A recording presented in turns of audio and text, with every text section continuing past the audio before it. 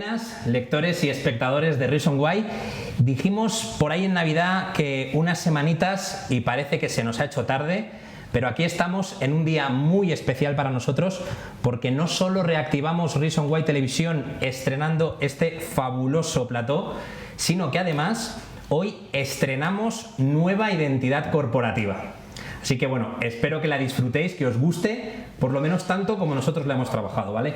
Y en un par de días sacaremos un artículo, sobre todo para nuestra audiencia más creativa, el lado más creativa de nuestra audiencia, pues explicando cómo ha sido todo ese proceso, porque tiene recorrido. Y ahora sí que sí, ahora vamos a empezar con la tertulia, inaugurando Reason Why Televisión, con una tertulia que me atrevo a decir que afecta a toda la sociedad, porque vamos a hablar de periodismo low cost, de posverdad y de fake news. Y para hacerlo, bueno, pues 4 invitados de primerísimo nivel que paso a presentaros. Joaquín Castellón, que es periodista de investigación en La Sexta, ha sido coordinador de Los Papeles de Panamá, que por cierto fue premio Pulitzer. Gracias por estar aquí. Gracias a ti. Víctor Arribas, presentador y director de La Noche en 24. Hola. Muchas gracias, Víctor, por acompañarnos. Javier Negre, que es periodista de investigación en el diario El Mundo, colaborador habitual en Espejo Público, en 13TV. Gracias, Javier. Gracias a ti por invitarnos. Y bueno, una conocida de la casa, Natalia Marín, directora de contenidos de Reason Why. Un placer estar al otro lado. Al otro lado, ¿no? Vale, pues hechas las presentaciones, ahora sí que sí, vamos a empezar con la que para mí es una pregunta vital. Si las fake news, la situación que estamos viendo con las fake news es una situación tan dramática como parece, o es más bien una cortina de humo, la están poniendo de moda, no sé muy bien si desde o contra Trump. ¿Quién se anima? Natalia, ¿te animas? Bueno, me animo, venga.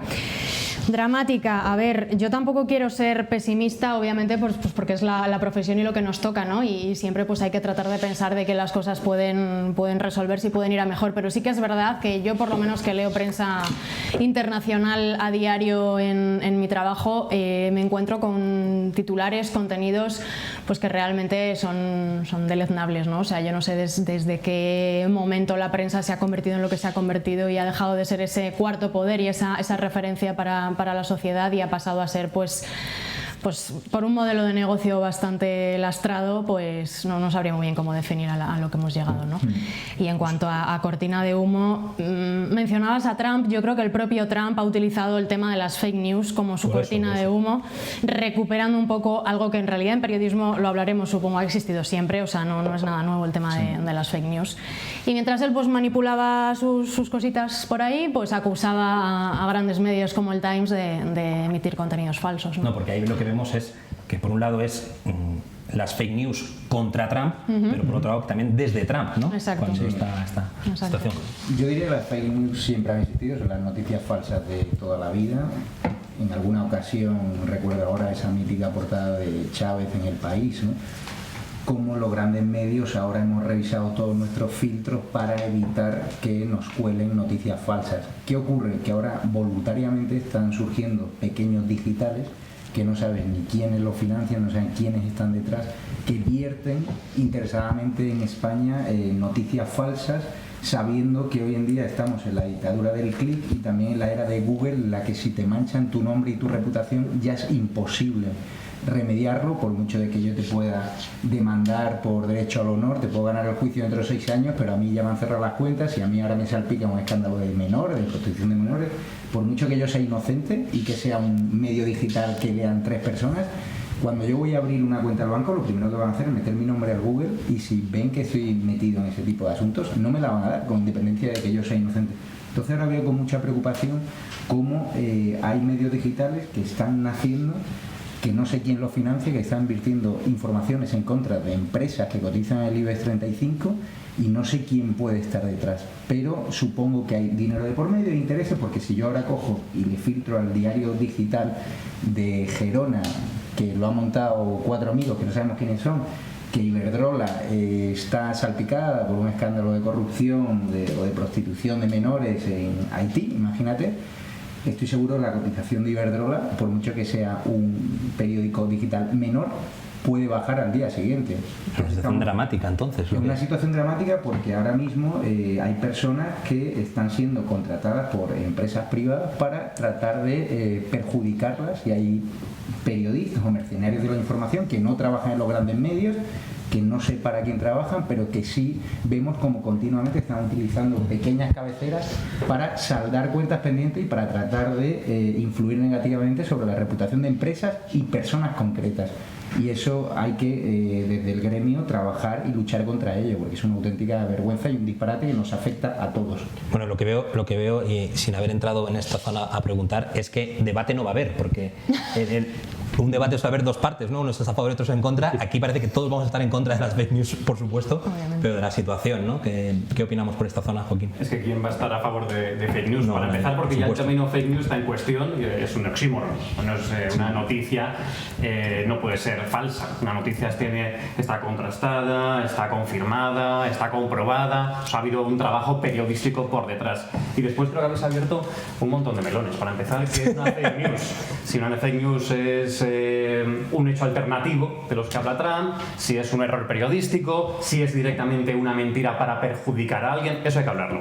Y también yo no soy nada negativo con las fake news en este caso. ¿Por qué? Porque creo que están haciendo que hablemos de ese elefante que había en la habitación y del que nadie se atrevía a hablar, que tengamos un debate como este, que se creen unos lectores más críticos, que el lector tenga que participar también de la información, que saber cuando hay un tuit que es falso, que viene de algunos medios, podemos decir Mediterráneo Digital, por ejemplo, que sabes que habitualmente son creadores de noticias falsas, tienes que tenerlo en cuenta, tienes que aprender a identificar. Creo que aquí es más incluso de educación que legislación, aunque luego podemos hablar también de eso. Y también está devolviendo, creo que a los medios, credibilidad. Cuando tú recurres a algunos medios o quieres saber si una noticia es verdadera o es falsa, vas a buscarlo a una marca que es la que te dé confianza, que es la que tiene el respaldo, que es la que te asegura que ese trabajo está bien hecho y que has estado tomando unas medidas. ¿Crees que las fake news favorecen a los grandes medios por la reputación o grandes o pequeños medios? Lo que favorece es a los medios, a que el medio gane credibilidad. La credibilidad de los medios estaba puesta en entredicho y ahora yo creo que esto sí que si lo hacemos bien, si los periodistas trabajamos como periodistas y haciendo periodismo, incluso puede darle a algunos un barniz de credibilidad. Me estaba acordando antes de cuando entrevistamos a Xavier Trías por los famosos papeles del Paraíso, que al final de la entrevista nos preguntaba: ¿y la información de dónde la habéis sacado? Porque esto seguro que viene de alguien del Estado que os lo ha pasado. Y decimos, no tiene nada que ver, esto es otra historia, diferente. No, pero contadme, ¿quiénes sois los que estáis? Bueno, pues estamos en este caso El Confidencial y La Sexta. Y entonces dijo, ¿sois los de Papeles de Panamá? Dijimos, sí, somos del mismo equipo. Dijo, vale, no tengo nada más que decir, me voy. Ya directamente el dar esa marca, ese nombre, provocó su reacción, provocó que él dijera, esto puede tener algún tipo de veracidad y quizá no me conviene enfrentarme tanto a esta historia. Bueno, pues lo mismo hablo con el resto de noticias. Si tú recurres a un medio, a un periódico, sea impreso, sea digital, a una televisión, recurres a una radio, sabes que esa marca es la que te va a dar la credibilidad. Bueno, yo lo primero que haría es definir bien lo que es este fenómeno, ¿no? Y creo que no se debe confundir con otros que van en el enunciado también de la tertulia que habéis convocado, ¿no? Las fake news, yo creo que no hace falta el periodismo por medio, es que ahora ya no hace falta el intermediario, que es el medio de comunicación o el profesional de la información. Es un mensaje claramente dirigido a perjudicar a alguien, es una especie de guerra de información en la cual los misiles no son bombas con unas cabezas nucleares, sino que son mentiras, falsedades, bulos, ¿no? La palabra bulo de toda la vida que ha existido en la comunicación, ya no digo en el periodismo, en la comunicación universal, desde que el hombre se comunica con sus semejantes, ha existido el bulo. Lo que pasa que ahora tiene otras formas, ¿no? Ahora tiene formas pues de noticia falsa, de noticia creada para socavar la reputación de alguien, de alguna gran multinacional, de algún gobierno, de alguna persona en concreta, ¿no? Yo creo que al final es un instrumento de guerra. Y cuando analizamos los grandes fenómenos de fake news que se han producido en los últimos meses o años, está claro que los objetivos eran muy gordos, ¿no? El caso de las elecciones en Estados Unidos, el caso del proceso en Cataluña, el Brexit, las elecciones en Francia. Es decir, siempre ha habido grandes objetivos, ¿no? a nivel global, aunque también pueden producirse operaciones de fake news contra una persona individual, ¿no? O sea que esto existe a diferentes escalas y a diferentes niveles, ¿no? A mí me parece que, especialmente en las redes sociales, donde no hace falta el periodista, o sea, se puede hacer una campaña de fake news contra alguien directamente con miles de bots en Twitter. Ninguna de ellas es periodista, es decir, son todos anónimos que obedecen a cuentas ficticias creadas para hacer más grande la bola de nieve cada vez, ¿no? Para que el mensaje cada vez llegue a más gente. Ahí, evidentemente, los controles tradicionales de la información, del periodismo, en fin, de lo que es el rigor informativo, se saltan por los aires. Ahí el que tiene que discernir es el receptor. Quien recibe esa información, si es una persona informada, formada, educada e inteligente, sabrá que lo que le están poniendo delante es evidentemente una falsedad, ¿no? Y yo creo que ahí es donde hay que actuar, en la educación del receptor.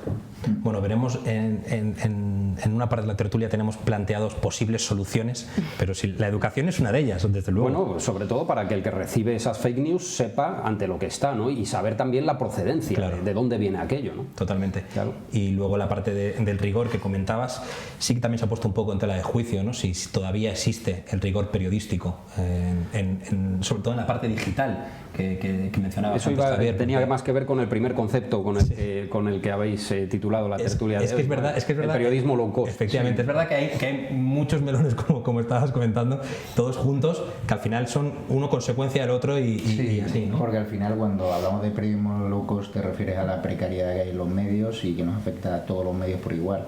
Entonces, claro, cuando un Confidencial, cuando un periódico El Mundo, cuando La Sexta te da la posibilidad de dedicarte 2 meses a investigar unos papeles o a hacer tu trabajo, contrastar fuente a fuente, porque sabe que si tú vinculas papeles de Panamá a una persona y te equivocas, es probable que los daños sean irreparables tanto para esa persona como para el medio, que te pueden condenar por derecho al honor. Por tanto, son medios conscientes de que tienen que dedicarle trabajo a sus periodistas de investigación. ¿Qué pasa? Que han surgido pequeños digitales que son a lo mejor 30 personas en plantilla y en el equipo de investigación solo hay una persona. Esos pequeños digitales están tratando de decir a sus subordinados que tienen que sacar grandes exclusivas en tiempo récord, una al día, y claro, sobre esa presión es muy complicado trabajar. Es normal que a veces nos la cuelen y cometen errores. A nosotros en el diario El Mundo nos pasó un tema catastrófico para nuestra imagen, que fue el caso Nadia.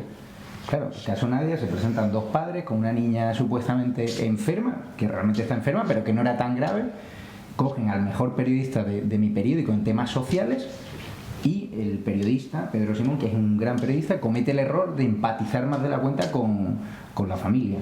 Al final les cuenta un relato que, claro, ¿cómo él iba a poner en duda el testimonio de esos padres? Estamos hablando de un periodismo social donde es cierto que había una tendencia a no contrastar ningún tipo de información. Tú llamabas a un programa de la mañana, decías, oye, mi hija tiene cáncer, a ver si la puedes llevar al plató, recaudación de dinero, y te aseguro que nadie contrastaba la información porque era como políticamente incorrecto. A nosotros nos pasó esto y tuvimos una crisis interna y se nos exigió revisar los protocolos internos, y ahora cada vez que yo quiero publicar una información pasa por 2, 3 y 4 filtros, sobre todo cuando atacas a una gran compañía, a un gran empresario, sobre todo cuando puede ser un impacto mediático brutal. Entonces hay que tener cuidado no solo cuando se trata de un gran empresario, sino cuando se trata de pericos de los palotes, porque todo el mundo tiene derecho a que contrasten bien la información, y sobre todo cuando te van a imputar un delito o algo que atenta contra tu honor. Tenemos un vídeo preparado, hemos preparado un vídeo precisamente hablando sobre las fake news, un breve resumiendo precisamente este tema. Vamos a verlo.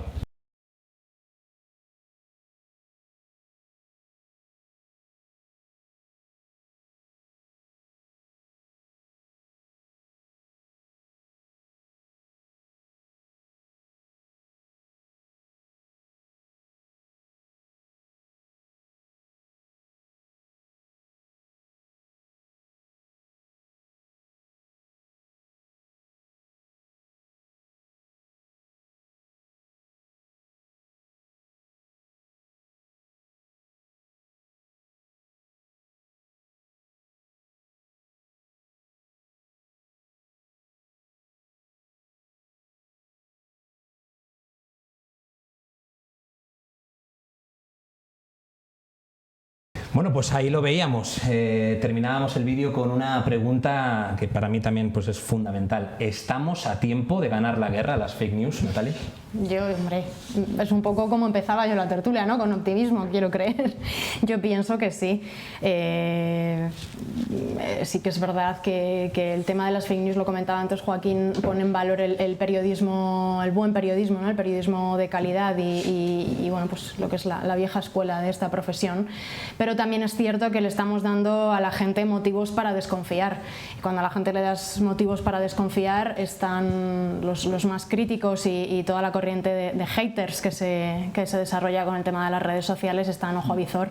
Y he visto ejemplos también de cómo al propio New York Times ha tenido que rectificar noticias por no contrastar la veracidad de un tuit que publica pues, una estadounidense influyente que dice, mira, este restaurante nuevo ha llegado a Nueva York, el primer restaurante que hace esto, y luego resulta que la tendencia llevaba en Japón 10 años ya, ¿no? Eso ha pasado. Entonces la gente también está pendiente, entonces tenemos ojos mirándonos, y estoy de acuerdo con Víctor en que la responsabilidad es del que recibe, pero el que emite está en tela de juicio también más que nunca. Sí. Bueno, es que el modelo, al final el modelo...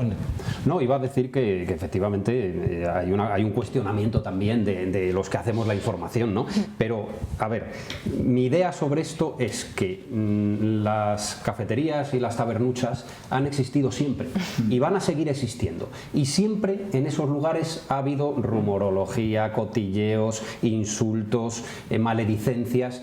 Eso, de verdad, antes ponía el ejemplo de remontémonos al Paleolítico, que siempre ha existido alguien que quiere perjudicar a alguien, siempre. Y en este caso, esa taberna, donde ese bar de barrio, se ha trasladado al ámbito virtual, a Internet. Entonces, lo que antes era conversaciones privadas, ahora se ha convertido en algo público, a lo cual tiene acceso todo el mundo. Misteriosamente, unas cosas se convierten en virales, otras no sabe uno muy bien por qué, pero eso ocurre así. No va a haber forma de evitar este fenómeno, no va a haber forma de evitarlo, porque ha existido siempre. Lo que podemos evitar es que se mundialice, ¿no? Que se convierta en algo que llega pues hasta en fin, a todos los humanos, ¿no? A través de un terminal de un teléfono móvil. De hecho, eso sí podemos evitarlo. Dicen que en 2 años más del 50% de las noticias que corran en redes sociales serán falsas, si sigue la tendencia ahora mismo del contenido que se está compartiendo en redes sociales. Es que también, además de definir fake news, deberíamos definir lo que es una noticia.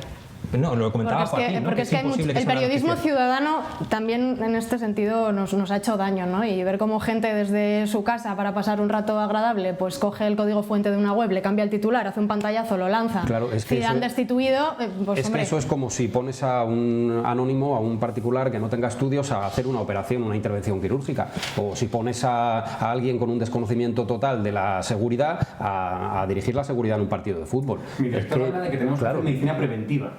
Medicina preventiva. Claro, los bulos tienen una propagación muy rápida y son fáciles más o menos de identificar cuando ves que no tiene una fuente creíble, que además es un tuit, por ejemplo, que se está moviendo por las redes sociales a toda velocidad, que no hay una fecha concreta, que son hechos reales pero que pueden ser sacados de contexto, y que eso, y sé que por ejemplo webs como Maldito Bulo, que hacen de hemeroteca, están intentando identificar cuáles son las noticias que se empiezan a viralizar de una manera rapidísima, y entonces es más fácil pararlo antes de que esté propagado, porque hasta ahora lo que hacemos es casi reaccionar cuando ya está extendido, y lo que hacemos es decir, no, perdona, que esto es mentira, pero ya lo tiene todo el mundo en su móvil, ya está comentado, ya están las conversaciones en la calle, claro. Y que sí que habría que identificarlo desde el origen, cuando nace, seguro. El mayor aluvión, yo creo, de fake news que hemos tenido en España en los últimos meses ha sido, bajo mi punto de vista, el 1 de octubre. Empezamos a recibir imágenes de señoras que supuestamente se caían por las escaleras y luego te demostraban que esa señora no había tenido nada que ver, o de unas cargas policiales que habían correspondido a años anteriores. Entonces, claro, ahí había un claro objetivo político por parte de quien fuese de demostrar a la opinión pública de que había una represión del Estado durísima. Es cierto que hubo algún herido, no los miles que nos contaron desde la Generalitat, pero yo creo que había una situación de engañar y manipular y tergiversar una realidad, que es cierto que hubo determinadas cargas policiales porque hubo tensión en las calles, pero de ahí a decir que aquello fue como la Segunda Guerra Mundial hay un abismo. Entonces yo creo que hay que hacer también responsables a los pequeños medios y a los grandes medios que deliberadamente están tergiversando informaciones. Yo creo que hay que castigar, si tenemos detectado un pequeño digital, que todos sabemos persona que está difundiendo noticias falsas, yo creo que hay que condenar, porque en el caso, por ejemplo, en la última semana hubo una situación muy injusta que fue la mujer de Pedro Sánchez, que de repente la vemos como la incluyen en el escándalo sexual de Intermón Spam. De repente vemos una web conocida abriendo su portada con esa historia. Pero ya no es un pequeño periódico. No. Ahí es donde está, donde se mezcla el tema fake news, claro, y periodismo low cost. La historia es una gran web que se hace eco de una fake news. Claro, porque probablemente la persona que estaba por la tarde allí, pues a lo mejor es un chico joven que lo ha visto, que ha dado credibilidad, o ha sido un veterano que su jefe ha dicho, oye, lánzalo para ser los primeros porque tenemos que ganar más clics, y ahí se comete una serie de errores. ¿Qué ocurre? Que hubo una llamada media hora después de una persona importante de Ferrar, donde se le obligó al medio a retirar la información, pero mete su nombre en Google y todavía aparece el enlace. Entonces, y en este caso además ha funcionado a través de mensajes de mensajería, sí, o sea, de sistemas de mensajería, digamos, privada, ¿no? Como WhatsApp. Yo he recibido ese bulo, claro, lo he recibido inmediatamente he aclarado a quienes me lo han enviado, vamos a ver, esto no es así por tal y por tal, porque esta señora trabaja para una empresa que no tiene una relación directa con esto, es decir, no es lo que el bulo decía que era, ¿no? Que decía que era directora de Intermón en España, ¿no? Entonces eso es una falsedad, ¿no? Si en el origen ha habido una intencionalidad de perjudicar, pues hombre, en quien se lo imaginó, seguro.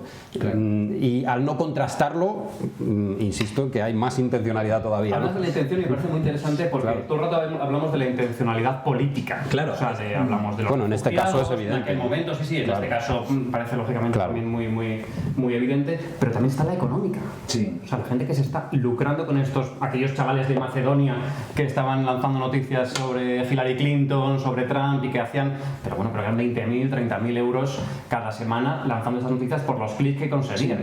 Entonces, ahí será culpa de los anunciantes. Entonces, o sea, es que metemos muchos responsables.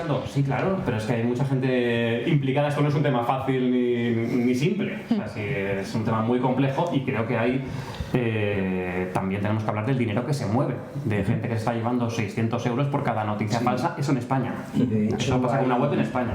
Hay mecanismos ahora en redes sociales que te permiten copiar el formato de una página web o el enlace, que de repente tú recibes www.marca.com, Messi ficha por el Madrid, y tú rápidamente te metes. Luego resulta que te deriva a una web que no tiene absolutamente nada que ver, pero tú al ver el enlace, a ver ese medio que es creíble, que tiene prestigio como en Marca, entras directamente. Entonces yo creo que hay alguna forma de legislar y perseguir, como dice Joaquín, a esas personas que se están lucrando, porque es un negocio redondo. Todo el mundo caemos y por mucho que nos eduquen vamos a seguir cayendo. Es que ya no hablamos de bots rusos, como se hablaba, sino de empresas mercenarias, que es de sacar el que más dinero me dé y la noticia que más impacto pueda tener con los nombres que más puedan llamar la atención. Sí. Son las que más y sobre la responsabilidad de la fake news, en el caso de este medio que dio en portada lo de la mujer de Pedro Sánchez, yo no sé qué pasó con la persona que publicó esa información, pero yo sí recuerdo Pedro J. Ramírez en mi periódico, en El Mundo, cuando era director, cómo hubo una persona que falló en un pie de foto a la hora de identificar, y por culpa de eso lo identificó como si fuese una persona que había estado vinculada con un escándalo también político y tal, y esa persona fue despedida automáticamente. Ahora los medios de comunicación es cierto que... ahora se pondrían las botas, entonces.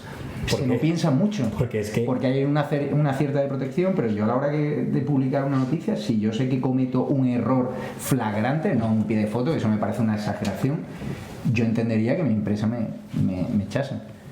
Bueno, si te han dado los medios también para poder investigar y poder contrastar si yo he tenido 2 semanas para investigar un asunto y yo digo que usted tiene algo que ver en un escándalo de corrupción y no es así, yo entiendo que mi medio me ponga a la calle. No entiendo, pero he faltado a mi... mi deber como periodista. Te iba a decir que se va mucho al cortapega, ¿eh? Sí. O sea, este fenómeno de que veo tal noticia y como a mis intereses sean los que sean, les va muy bien aquello que sale ahí, eso otro no, pero aquello sí, pues directamente copio, pego y publico. O sea, ya no es que no ha contrastado ni el que lo ha publicado ni yo, que he rebotado la información. Yo he visto experiencias de estas innumerables veces de decir, mira, es la misma noticia, el mismo texto, han cambiado el titular porque, hombre, es demasiado. Y Es a mantener veces- el mismo a veces- titular, ¿no? O sea, al menos di de dónde viene. Justo. Claro, ¿no? Cita Parece, la fuente, parece una por lo noticia menos. elaborada por ti y sin embargo es un cortapega, ¿no? Que puede llevar una noticia falsa o una falsedad para perjudicar a alguien. Ahí nos metemos en un modelo económico también, que el modelo de las agencias de comunicación. Al final, nosotros nos pasa a diario, hay muchas formas de comenzar una noticia para publicar una noticia. La información te llega desde una agencia de comunicación, te envían una nota de prensa en la que efectivamente viene un titular, como mencionaba Natalia, el primer restaurante que, o la primera vez que ocurre tal cosa, X, ¿no? Entonces, tú crees que es información, la publicas y al final ahí se ponen en juego muchísimas cosas.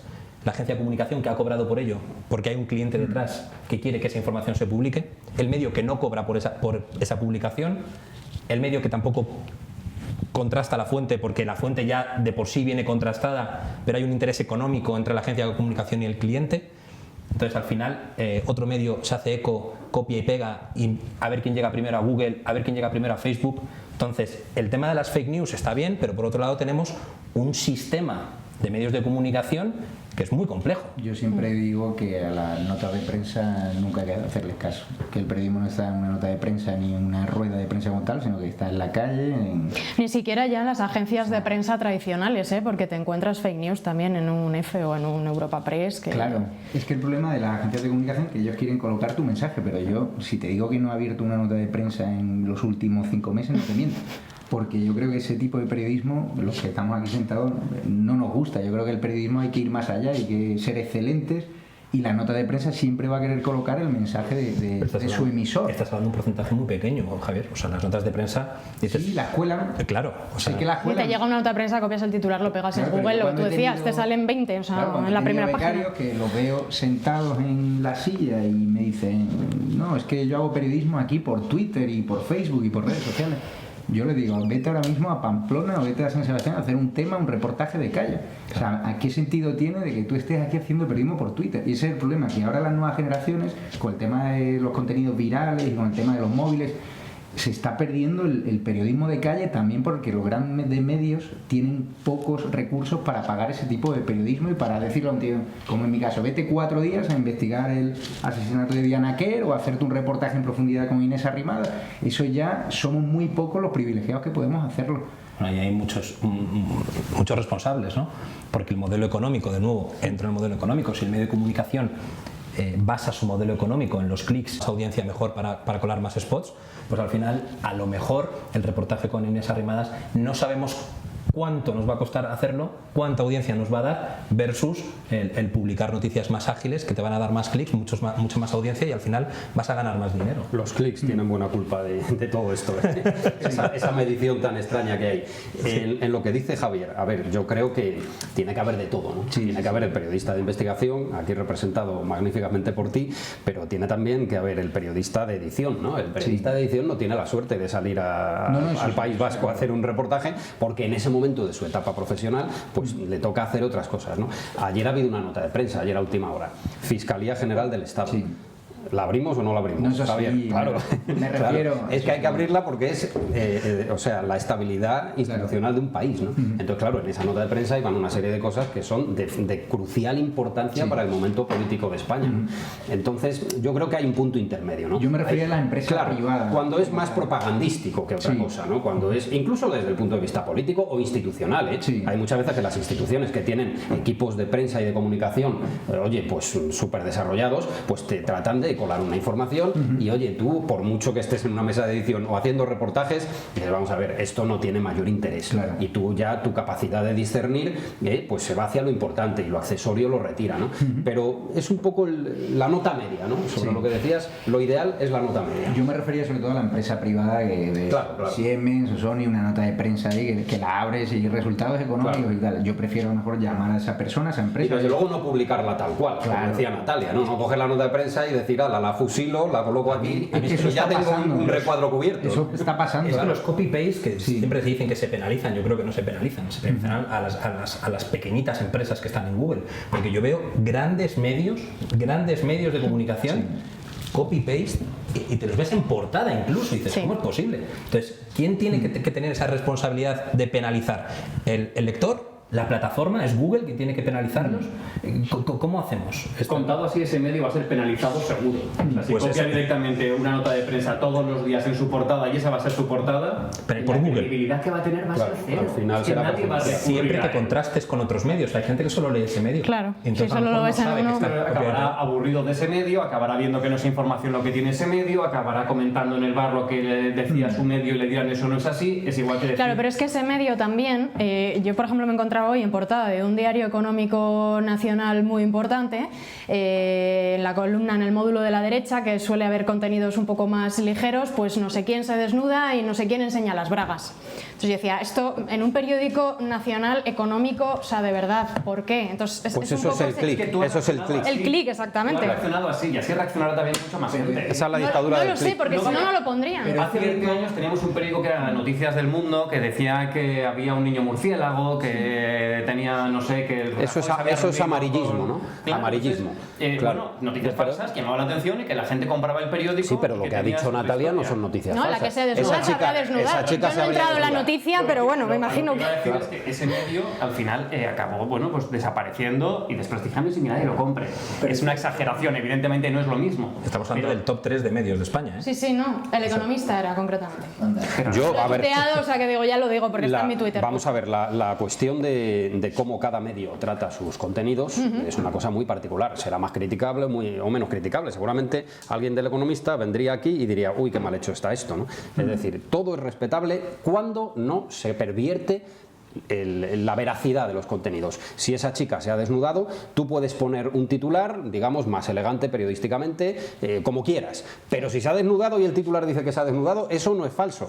Eso es Pero quizá no sea estrictamente información. cierto. Quizá no sea información Bueno, y menos económica, que es lo que yo me espero Yo no sé de qué encontrar en ese personaje se periódico. habla, porque también depende qué personaje sea. Si para mí puede tener más interés y a lo mejor para ti ninguno, que alguien se desnude, hombre o mujer, no lo sé, eso ya depende de Me cada uno. consta que van a ser los propios anunciantes los que van a acabar acabando con la dictadura del clic, porque nosotros en El Mundo me consta que hay anunciantes que ya preguntan por el tiempo de permanencia en una determinada sección de un lector. Nosotros los grandes reportajes de exclusivas, a lo mejor el tiempo de permanencia son 3 minutos y en cambio un titular de guarro, sensacionalista y tal, el tío entra, está 10 segundos y se va. Entonces los anunciantes se dan cuenta de que si un lector es capaz de estar 3 minutos leyendo una noticia, te puedes bombardear anuncios subliminales y banners. Entonces yo creo que la dictadura del clic tarde o temprano acabará muriendo, espero, por el bien del periodismo. Tenemos un vídeo de Nemesio Rodríguez desde la APM, la Asociación de la Prensa de Madrid, que nos da un poquito las claves que él considera para solucionar este tema. ¿Quién es responsable? Vamos a verlo. Yo no responsabilizo tanto a la sociedad, hay más responsables. O sea, estamos los periodistas en responsabilidad de verificación y luego están las plataformas. Las plataformas, ¿por qué no tienen códigos éticos y deontológicos también? Esa es una pregunta que a lo mejor había que empezar a exigirles a las plataformas que impongan un código ético y deontológico a la hora de recoger todo ese tipo de basura que circula, ¿no? Bueno, ahí teníamos a Nemesio dando su opinión desde la asociación. Pues no lo va a conseguir nunca, creo yo. Las plataformas no van a poner determinados filtros porque al final de lo que se habla es de censurar. Si es así, de lo que se habla es de censurar. Yo insisto en mi idea inicial. Aquí lo que hay que hacer es educar a una sociedad en el conocimiento y en la sociedad de la información, en el conocimiento de lo que le interesa y no le interesa. Y desde luego todo aquello que es dudoso, de procedencia, de intencionalidad, de intentar socavar el prestigio de personas, todo eso, que el mismo espectador aprenda Cuando a eres pequeño te enseñan rechazar. a mirar a la derecha y a izquierda antes de cruzar. Claro. Entonces te enseñan a que tienes que hacer eso y que entonces no te va a pillar ningún coche. Pues esto es parecido. O sea, cuando entres en Facebook tienes que saber que a lo mejor eso no es la libertad absoluta, un gran buffet en el que todo está perfectamente. No, sino que la información que tienes ahí también tienes que analizarla y que además esa información ha sido seleccionada y que por alguien que ha estado viendo lo que puedes ver y además lo que te interesa ver, con lo cual tampoco tienes una panorámica general y nunca vas a cambiar de opinión. Claro, saber de dónde viene, ¿no? Sí, es entonces un poco... es que estar informado y entonces yo creo, por eso me parece que las fake news han generado un debate que hace que la gente sea más crítica. Igual que me parece bien que esté Twitter, Facebook comentando el trabajo que hacemos en los periodistas o lo que decías antes, si una mujer puede ir o no en la portada de un económico, si tiene sentido o no y que se comente. El escrutinio total. Siempre que no traspasemos el límite del Código Penal, ¿vale? De lo que es la injuria, de lo que muchas veces se sobrepasa. Pero la crítica a lo que hacemos los periodistas es correcta, es decir, bueno, esta noticia no la has hecho bien, o aquí ha fallado esto, o creo que esta información yo nunca la llevaría. Bueno, bien, o sea, estamos abiertos y creo que este es un trabajo que hacemos de cara al público y que no tenemos ningún problema porque se juzgue. Yo como y valorarlo. ahora, gracias a Dios que estamos en internet, yo como periodista he cometido errores. Una información resulta que... Pocos, pero he cometido. Y y lo digo aquí abiertamente. Y se llama a la redacción, oye, has cometido un error y tal. Y soy el primero en reconocerlo, en rectificar la información y en pedir perdón. Es cierto que hay errores y hay errores. O sea, no es lo mismo que una fuente te intoxique y tú sepas a ciencia cierta que esa información es mentira y la publiques.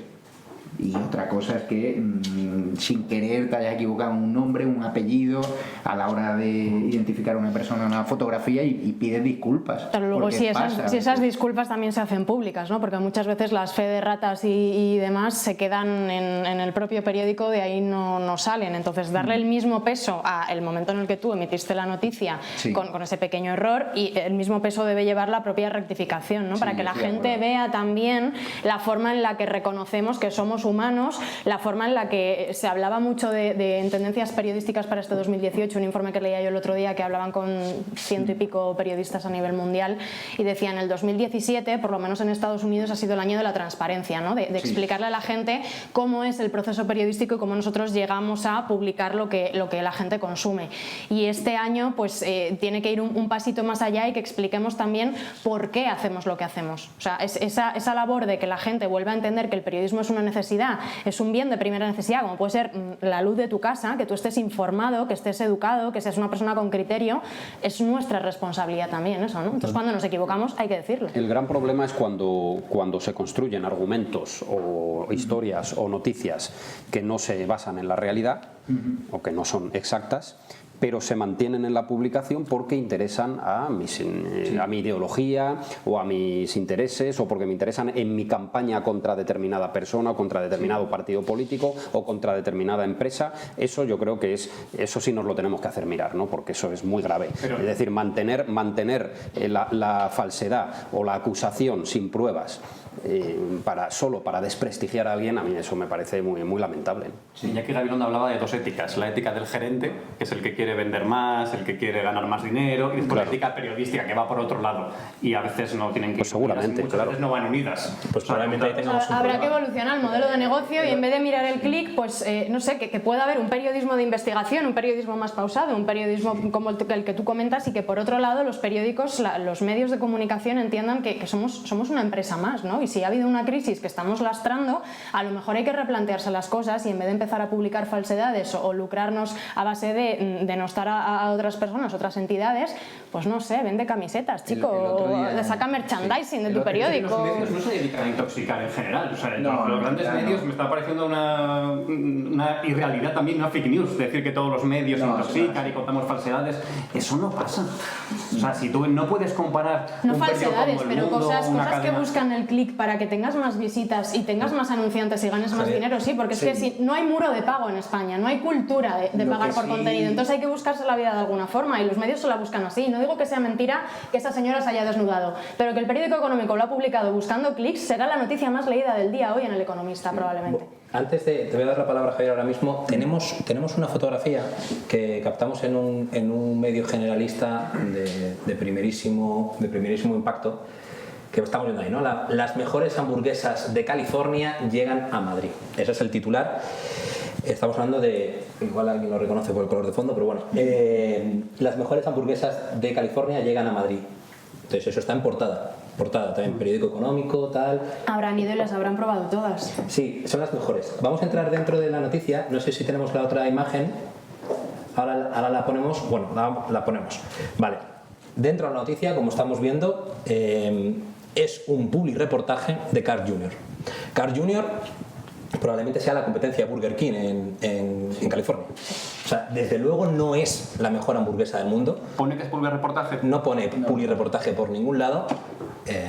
Y como digo, ni es la mejor hamburguesa del mundo, ni pone public reportaje, ni tiene que estar en portada de un medio económico de primerísimo nivel, ahí lo estamos viendo, pero está. Mira, Entonces, ahí es donde estamos hablando de... Eso es publicidad, y ahora los anunciantes, entre otras cosas, te piden que no salga, que el contenido está... Sí, que no se sepa. El anunciante te pide que no aparezca la palabra publireportaje, Sí. y que en un periódico económico Sí. en el que también se está informando de los resultados de Iberdrola, al lado se informe de las mejores hamburguesas Bueno, está de claro California que que llegan. está Que claro. no son las mejores, ni es noticia porque es un De público. California serán, ¿no? ¿Qué? Por lo menos. Sí, serán de California. Serán hamburguesas, Es ¿no? una cadena de comida rápida. No, a mí eso pasa habitualmente y yo no lo comparto. Yo creo que hay que distinguir muchísimo la información de la publicidad, y si es publicidad hay que señalarlo. Pero es cierto que ahora los anunciantes, si le pones arriba branding content o contenido publicitario, te dicen que no pagan. Entonces, claro, hay medios de comunicación que se están prestando a esas prácticas y están conllevando al error a muchos consumidores que, imagínate que estas hamburguesas no son las mejores, son las peores. Pues obviamente tendrá una responsabilidad ese crítico gastronómico que ha firmado, o ese crítico de cine que ha recomendado la mejor película cuando no lo es. Pues desde que se publicó creo que ha subido un 5% en Comscore según el mes anterior. O sea que... Han subido, ¿no? Sí, o sea, no te puedo decir si ha Pero bajado. claro, aquí hay un debate ético, ¿no? Porque a mí, por ejemplo, nosotros ahora en El Mundo hemos firmado un compromiso ético en el cual no podemos recibir regalos, ni pago en metálico, por supuesto, ni pago en especie de todas las empresas. Porque detectaron casos que no por mala fe, sino que eran compañías de cosmética que enviaban a lo mejor productos de cosmética de alto valor a las redactoras, a los redactores de turno, o en alguna sección en particular, invitaban a viajes que se excedían el precio y tal. Y esos redactores luego eran los responsables de informar de esas compañías. Entonces, claro, muchos de esos redactores no iban a hablar mal de las compañías que te están llevando a un hotel de 5 estrellas. O sea, todos somos humanos y el 90%, salvo las personas muy éticas, no van. Yo cada vez que me llaman de un restaurante y me dicen te invito a comer o te invito a cenar, salvo que sea realmente un compromiso de amistad mío, intento decir que no. Claro. Porque es que luego esos favores se pagan y luego te piden favores en el medio. Entonces yo creo que un crítico de cine, un crítico gastronómico nunca debe prostituir su información. Si sabe perfectamente que esa película no es la mejor, pero es que no porque te lleven a Euro Disney al preestreno de una peli. Siempre lo ha habido. O sea, la prensa local, yo conozco casos aquí en Madrid en los que hay periódicos que no publican noticias negativas, y por noticias negativas pues cada uno que entienda lo que buenamente pueda, sobre los municipios que están financiando ese periódico. Entonces, si hay un accidente, una señora se tropieza con una baldosa en donde sea, no se puede publicar. Entonces, el modelo económico en el que se basa el periodismo actualmente tiene un problema, y a lo mejor uno de los causantes puede ser la sociedad, que ha decidido no pagar por información y ahora se queja de periodismo low cost. Totalmente. Tiene la Totalmente de acuerdo. La gente que no quiere Joaquín no pagar. está de acuerdo. No, totalmente no. O sea, yo sí que creo que hay que pagar, yo sí que estoy suscrito a varios medios, sí que tengo conciencia, pero no creo que... Entendemos que nosotros tampoco somos la referencia de población. Sí, sí, sí. Y por eso lo que quiero decir es que hay mucha gente que mira todos los días medios digitales, por los que no pagan directamente, pero sí que esos medios contienen publicidad, y estoy seguro de que muchos de ellos lo harán bien y serán legales y tendrán también una ética de cómo hacer las cosas. No sé, es que creo que la ética es diferente, la ética del periodista es diferente. Yo, los periodistas, creo que tienes que actuar de periodista, y desde luego esa noticia estoy seguro de que no venía firmada por nadie, no venía, la pegarían, no sé de qué medio es, pero dirían que se coloca ahí desde publicidad, desde marketing, que hay que hacerla, que tiene que ir en portada y que tiene que ir de tal manera. Y para mí es totalmente denunciable, y de hecho yo creo que tendría que serlo. Al ser un publireportaje habría que indicarlo, y si no se está haciendo, pues a lo mejor quizás sí que hay que legislar esa parte, igual que los periódicos tienen que decir dónde va la publicidad, o las teles tienen unos minutos de publicidad y puedes poner unos anuncios concretos. Pero valorar un medio porque sea gratuito o no, decir que hace periodismo o no hace periodismo, no. Pero es que...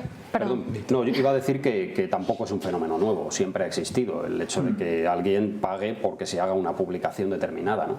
Habéis puesto antes en el vídeo, en el anterior, un plano de la película Ciudadano Kane. Ciudadano Kane es la historia de un magnate de la prensa de Estados Unidos, William Randolph Hearst, que se hizo con un gran imperio de medios de comunicación en Estados Unidos, fue el primer empresario de la comunicación de Estados Unidos en su época, manejaba 50, 80 periódicos en todo el país y solo se publicaba ahí lo que él quería. Claro, cualquier información perjudicial para él, para su familia, para sus negocios, no salía en sus medios de comunicación. Hasta el punto de que cuando Orson Welles hizo la película, él secuestró la película de tal forma que no se diera ninguna información en ninguno de sus medios, que eran prácticamente todos los del país, ¿no? Intentó evitar el estreno, es decir, que ese juego de influencias, de pagar para que se publique o extorsionar para que no se publique algo, pues tampoco es algo nuevo, ¿no? Lo que pasa es que ahora estamos como en un oeste, ¿no? Estamos descubriendo un territorio nuevo que es Internet y que, bueno, pues hay que poner las reglas. Es un modelo de en el oeste no había reglas hasta que las hubo. Javier, claro. Yo creo que la pregunta sobre todo iba por el hecho de que los lectores de este país, es cierto que no pagan la mayoría por periodismo de calidad, ni por ningún tipo de periódico, ni suscripción y tal. Entonces eso obliga a las empresas, a los grandes medios de comunicación, a firmar contratos publicitarios con este tipo de marcas que además te exigen que ya no señales que aquello es publicidad. Entonces yo creo que si tuviésemos una sociedad como la norteamericana, donde sí está demostrado, o en Inglaterra, que los lectores pagan por buen periodismo, los grandes medios de comunicación no tendríamos la necesidad, entre comillas, de prostituirnos tanto y de coger a Carl Jung y decirle, mira, si no quieres que aparezca contenido publicitario, no metemos tu publicidad, y es así. Es que además el tema de los adblockers también ha hecho mucho daño, ¿no? Porque el consumidor de prensa digital no quiere ver banners porque le molestan. Entonces se instala un adblocker para no ver esos anuncios, por lo tanto el medio deja de ingresar a través de la publicidad display. Tampoco queremos pagar por contenidos. Entonces al final, ¿qué hace el gerente del periódico, que parece que en algunos casos es el que manda? Pues publicar a la que enseña las bragas o decir que la mejor hamburguesa es X, ¿no? Es un modelo de negocio completamente desfasado y desubicado. Y tener puestos de trabajo de una calidad ínfima, ¿no?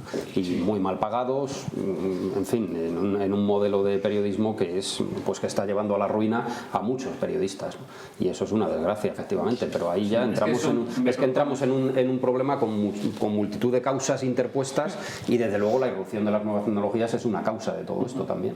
El otro día hablaba yo con un amigo que acaba de entrar en un periódico que me decía que le están revisando hasta el número de clics de sus noticias para ver si su rendimiento es bueno o malo. Con lo cual, esta persona, si es ético, no lo hará, pero si tiene un poco de falta de ética, es probable que busque titulares sensacionalistas para que sus noticias sean las más leídas. O una necesidad de trabajar. O una necesidad de trabajar también. Podemos ser muy éticos y decir, claro, tengo que trabajar. Que y ahora aquí mismo, si me pagan según un rendimiento de clics, ¿qué hago? Todo el mundo damos lecciones de ética, pero yo me gustaría también verme en esa situación de estar ganando 800 euros, no tengo ni para pagar el alquiler, y resulta que te dicen en tu empresa de que tus noticias tienen que ser las más leídas. Ese es el problema. El gerente, ¿no? Es muy fácil. Cobrando 800 euros tienes que luchar para llegar a final de mes y poder dar de comer a 2 niños, y además tienes que pagar. Nosotros somos privilegiados porque estamos en grandes medios, tenemos situaciones económicas en la mayoría de los casos buenas, estables, y claro, dar lecciones de ética desde nuestra posición es muy fácil, pero yo me pongo en lugar de ese chaval que acaba de salir de la universidad, o ese hombre de 50 años que se ha reciclado un medio digital y que está cobrando 800 euros y que sabe que la política de su medio de comunicación es que tus noticias tienen que ser las más leídas y que me tienes que traer 3 exclusivas al día o 2 exclusivas, información al peso. Entonces es normal que se cometan errores en ese tipo de modelos de negocio. Claro, pero Javier, entonces si extrapolamos ya la responsabilidad y nos vamos al gerente, entonces le decimos al gerente, es que no le tendrías que medir por el número de clics y tendrías que subirle la remuneración. Entonces el gerente te dirá, ya, pero es que a mí el anunciante me paga así. Y volvemos un poco a lo que decías que te parecía correcto, ¿no? Si la audiencia no está pagando por recibir la información y el que paga es el anunciante, y el anunciante no quiere que aparezca que esto es publicidad y lo que quiere son muchas visitas porque lo que le interesa es un volumen alto, es un modelo que no se puede resolver.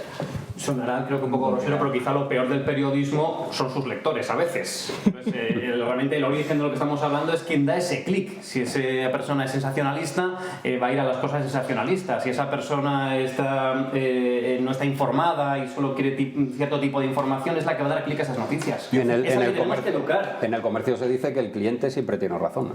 Siempre. Sí, pero que esto es un poco distinto, claro. A mí me hace gracia, hay que dar noticias que no le gusten al cliente. No, claro, claro. Vamos a darle verdades que quizás son incómodas para eso. Preguntas en la calle, el típico debate de siempre, ¿quién ve Sálvame? Y todo el mundo dice que eso que es un horror, que tal, que ven los datos de audiencia y es lo que quiere. Entonces hay medios digitales que han visto que la gente lo que quiere es carnaza, y le dan carnaza.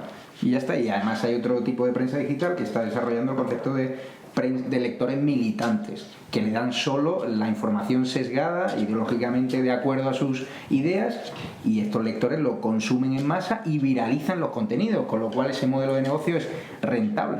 O sea, de izquierda no te informo, pero de derecha todo lo que quieras y más. Sí. Y de derecha no te informo, pero, o sea, y lo estamos viendo en medios de comunicación y son ahora mismo los más exitosos de este país, me refiero en el sentido de que tienen saneadas sus cuentas y funcionan así, uno a la izquierda y otro a la derecha. Es que los lectores son ahora mismo la solución y el problema. Sí. Ellos son los que tienen el poder en todo. Y además estamos hablando en un momento en el que tú puedes leer el New York Times, puedes conectarte con la BBC y puedes estar viendo algo de la RTL. Es decir, tienes el abanico abierto. Lo que elijan y lo que quieran pagar con su tarjeta de crédito y suscribirse al periódico que quieran, a la tele que quieran, de cualquier lado del mundo, va a ser lo que va a marcar la tendencia. Si ellos eligen ver solo documentales de la BBC, posiblemente todos estemos haciendo documentales de la BBC sesudos, inteligentes, y ese macedonio del que hablábamos antes, que ha hecho $10.000 por... se podrán hacer documentales para que los vean y para ganar dinero.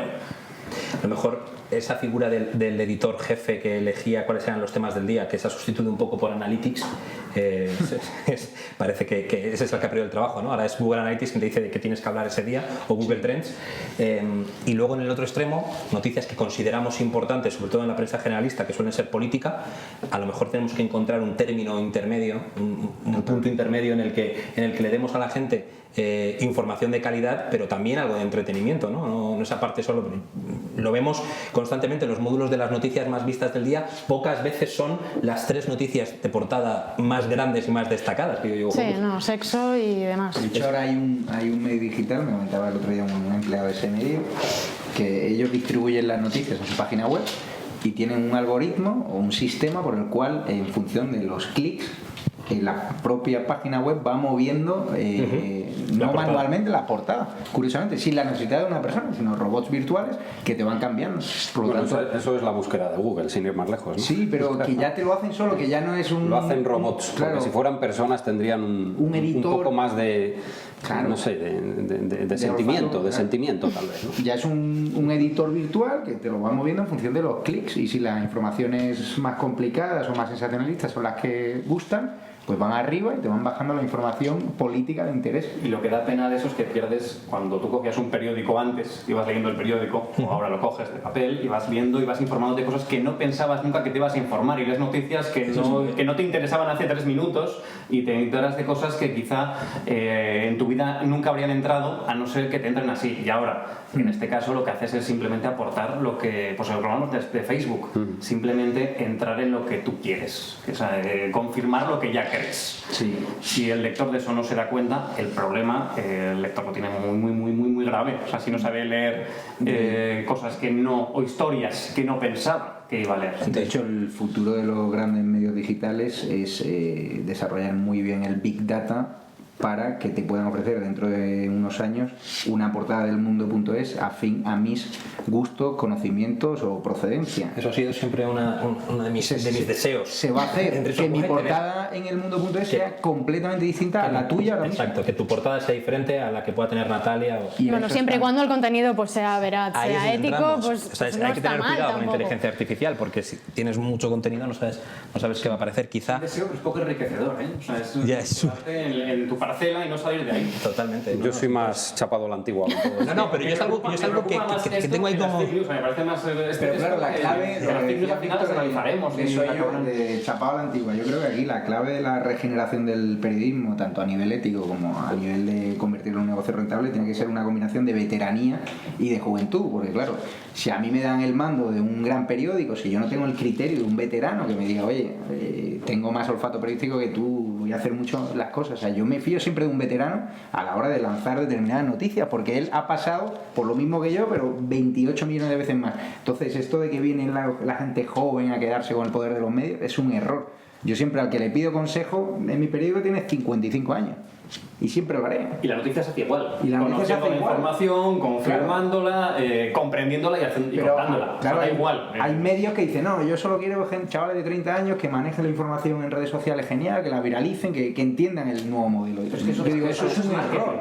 Eso es un error. El discernir entre lo importante y lo interesante, yo creo que el periodismo es llegar al punto intermedio, ¿no? Puede llegar un día que una situación grave pues no interese mucho a la gente porque la gente rechaza, por ejemplo, los atentados. Entonces, ¿qué hacemos? No informamos de los atentados porque como a la gente no le interesan, pues eso no es responsabilidad del periodista, ¿no? Responsabilidad del periodista hoy, por ejemplo, a esta hora de la tarde, es lo que ha ocurrido esta mañana en Cataluña. Totalmente. Están diciendo los índices de audiencia, de lectores y de todo, que después de lo ocurrido en octubre está bajando otra vez el interés sobre Cataluña. Pero ¿qué les decimos hoy a los editores de la web del Mundo, de ABC, del País, de La Vanguardia, del Periódico, que son los medios digitales más importantes? Les decimos, oye, como esto no interesa, pues llévalo más abajo. No, hay que llegar a un punto intermedio, lo importante y lo interesante, ¿no? Seguramente el veterano del que hablas va a decirte, oye, lo importante es esto. Totalmente. Y otro más joven, más nativo digital, te va a decir, esto es lo más interesante. Bueno, pues llega a un punto intermedio y conseguirás, yo creo, el éxito. Yo estoy de acuerdo. Claro. Y hay que contar la verdad, aunque no sea rentable. Claro, claro. En lo Bueno, en lo importante y en lo nos hemos interesante. quedado con muy buenas conclusiones en el cierre, me lo habéis hecho fácil. Sí, yo por aportar, yo Sí. decir que los 3 puntos clave del periodismo que han sido siempre por orden informar, formar y entretener, yo lo que veo ahora es que se ha revertido un poco pues por todo esto que hemos puesto encima de la mesa, ¿no? Y bueno, pues hay que tratar de encontrar el equilibrio y mientras sigan siendo personas las que manejan esas portadas, pues sí que entretener no vaya siempre en la primera parte y que no nos olvidemos de la parte formativa y por supuesto de informar, claro. Totalmente.